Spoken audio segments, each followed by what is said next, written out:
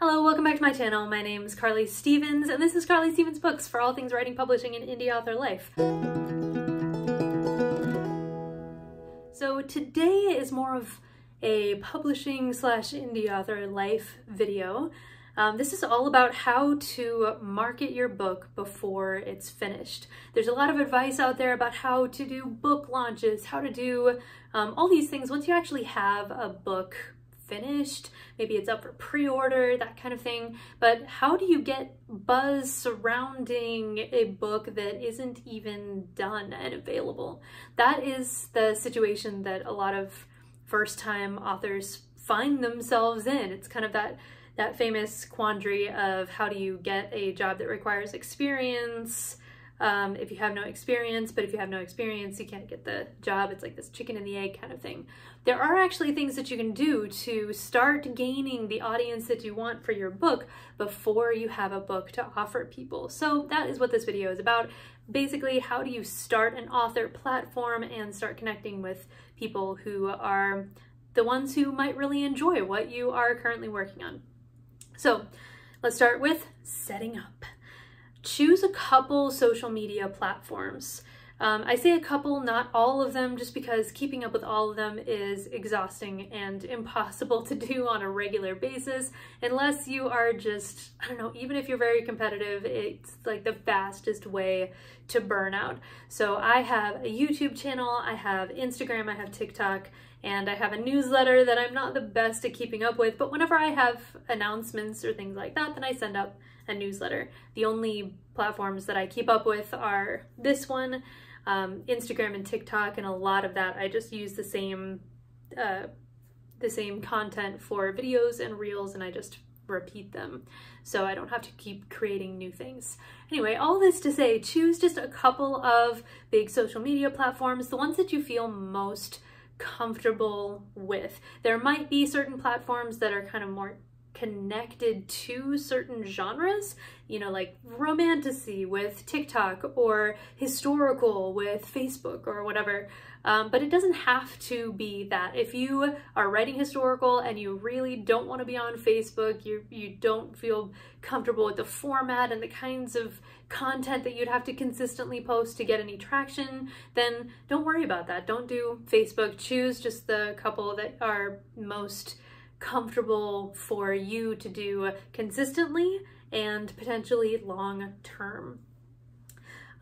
After you've chosen your places to be, then do a little bit of research about what's trending in the book community. So that can be sounds, that can be types of books, that can be a whole variety of things. And it's not that you have to do every trend. However, knowing what's going on in the bookish community, especially in your genre, is going to give you a good place to kind of start on the right footing and, you know, make the algorithms a little happier with you and that kind of thing. So look at the hashtags, look at the length of videos that are really doing well, and think, okay, how can, you know, which of these trends kind of fits with my personality and the kinds of content that I either like to make or feel really comfortable experimenting with. So you have your research done, then you create your account. Try to use the same handle across all of your platforms. A lot of people find themselves, me included, in a situation where you have to say, well, on this platform I'm this, on this platform I'm this. At this point, here on YouTube, Instagram, TikTok, I'm Carly Stevens Books. However, my website is different, so try to choose something that you think you could sustain across all of the different platforms. It's going to make things a whole lot easier for you just to communicate, to remember. So there's a take there. And then as you begin posting things or uploading content of various kinds, consider what your branding elements are. You don't have to have your whole brand like nailed down. I feel like it's always going to be a work in progress, but are there fonts that are pretty much the fonts that you use for that platform? Or is there, do you only talk about fantasy books? You're writing a fantasy book, you do reviews of fantasy books. Are you like the fantasy person? So consider, what are some of the elements that might make up a recognizable brand? Because people aren't going to, often anyway, go to your page and just look at your content. It's going to be mixed up with other people's. And so if there are those who can just immediately say, oh, that's so-and-so, that is one step toward that recognition and that trust and that consistency that often wins over potential readers and people that you can connect with.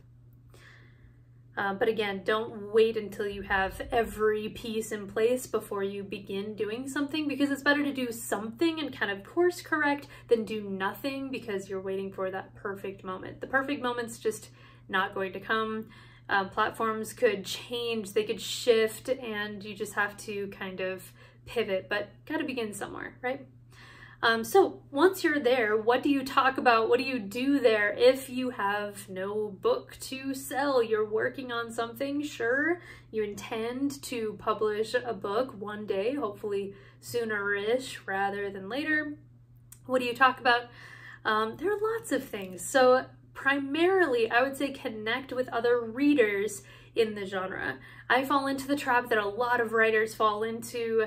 I'm trying to kind of get out of it a little bit, but following writers instead of following readers. I mean, it's perfectly fine. If you want to find fellow indie authors who write space opera, then you go ahead, you find those people, you follow them. But remember that if you're doing this as an author platform, then you're primarily looking to connect not only with other authors, but especially with other readers. So if you can find those people who devour space opera, and that's what they talk about on their channels, or that's what they take pictures of, that's what they post about, that's the kind of videos that they create, then those are going to be your people. So start commenting on people's videos, start just interacting, following those accounts, and building up an audience that matches the kind of audience that you would like as well. So avoid following the funny animal people and all of that, just because then the algorithm is going to say, oh, okay, so that's what this person is into, and it's kind of going to skew your algorithm for your author platform, right? So try to stay focused on pretty much just the people that are most relevant to what you're doing, and connect on a deeper level with those people. Again, comment on their videos, like things, just try to find people with the same taste that you have. It's really nice to connect with somebody who understands your deep and profound love for space opera or whatever it is, the particular trope, right? Some other things to do once you're there, besides interacting with other people's stuff, is letting people in on the process of writing your book, being transparent, being a person as you're working on this. What is it that you love about your story that you're working on? What are those space opera elements that speak to you? What was your inspiration? What other books are you reading in the genre?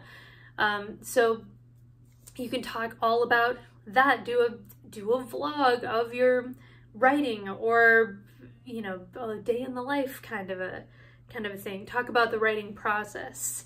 You can also host giveaways. I did this early on to kind of grow some followers. This is a bit of a double-edged sword because a lot of people who sign up for giveaways or who want free things don't want to buy anything at all, and will sometimes do that follow, unfollow. There's some shady things that happen with giveaways. Sometimes you just get an audience of people who chase the next giveaway, which, there's nothing evil about that, but also, if your whole audience is filled only with people who just care about the freebies, maybe they're not the right audience for you either. However, it can be a great way to get more attention initially, so people look at what you have to say, what you have to offer.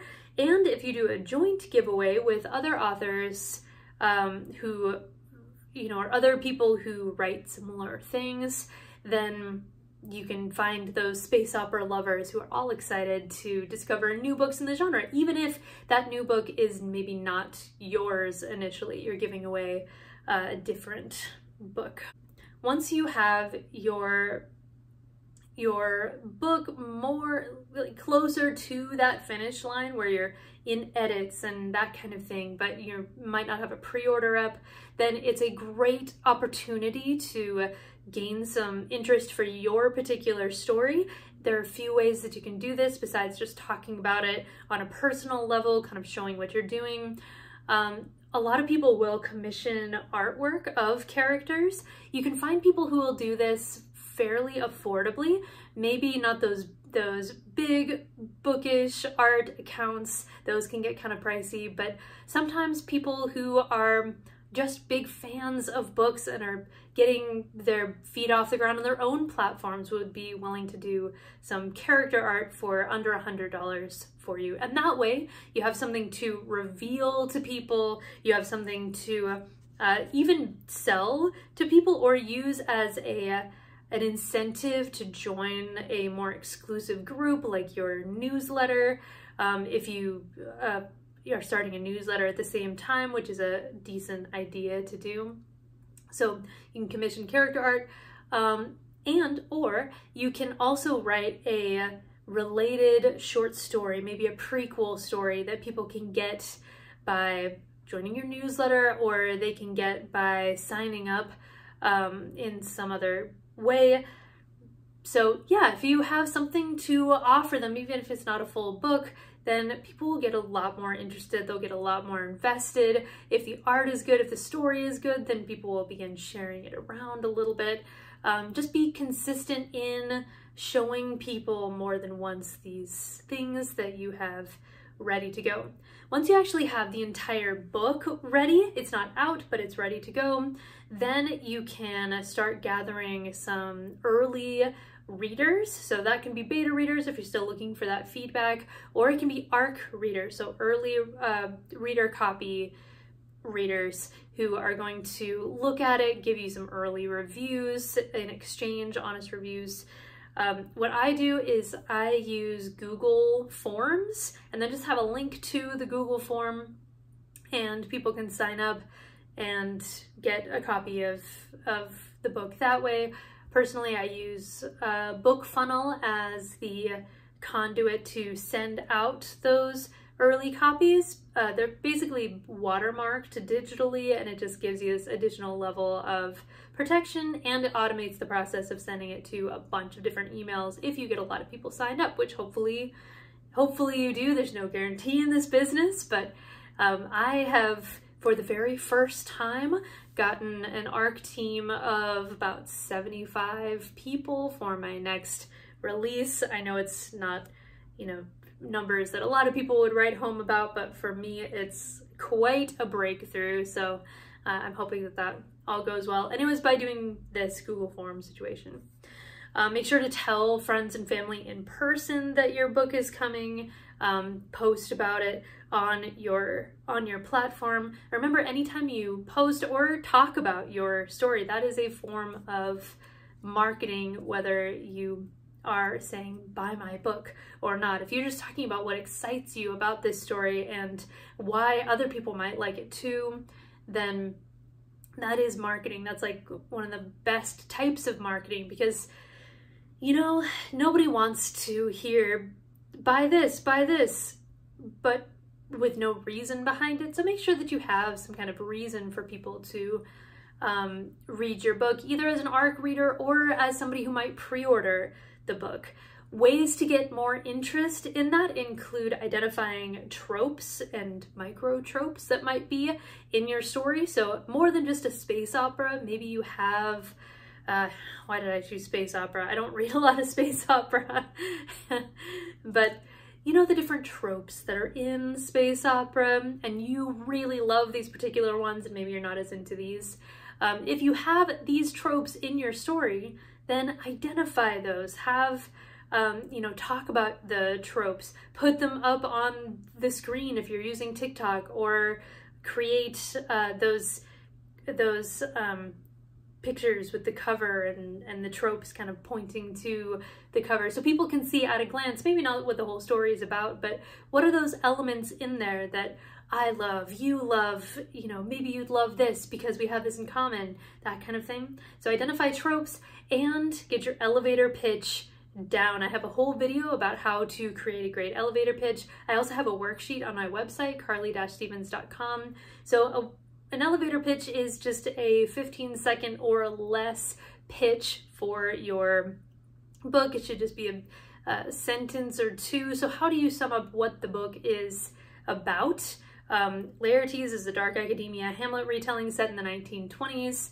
That's usually all I need to say about that story. It's just the conceit of it. The Tanyuan Academy series is about a guy named Furion who gets into the elite academy of mental warriors, and he's willing to do anything at all to be the best, even some very bad things.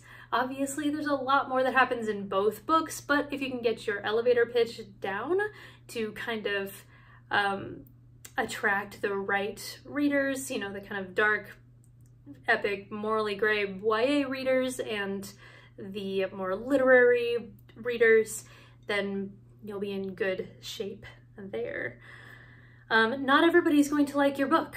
Not everybody's going to be interested in the marketing that you're doing. Tell yourself it's okay. Try to match up the readers to your marketing. So try to find the people that love those space opera tropes. Try to find the people that just are salivating for another Hamlet retelling. Try to connect with those people who love what you love, rather than throwing a super wide net. Try to kind of curate your net and continue to find new people, new accounts, make new connections. You'll be surprised what comes up. So all of this you can do before your book comes out. And if you do this consistently, you will have created a sort of mini community around you, around your writing journey, around the kinds of books that you like, and hopefully you'll get some interest in your particular book from this as well once it actually comes out and you do a cover reveal and all of those fun things. All right, I hope this was helpful for you. I know it's a tough spot to be in when you're like, well, what do I market when there's like nothing to market? And there is something to market, and that is the making of this book that you've created and the shared love that you have for books of its kind. So that's it. I mentioned that my website has some additional resources. You can hop on over there. It also has some signed books for the holidays. We're getting really close to the wire here, but you still can probably get those signed books by Christmas if that is something that you're interested in. I have Laertes and the entire Tanyuan Academy series on there if you like. If you have questions, please let me know. Otherwise, like this video if you like it, follow the channel, and I'll see you next time. Bye.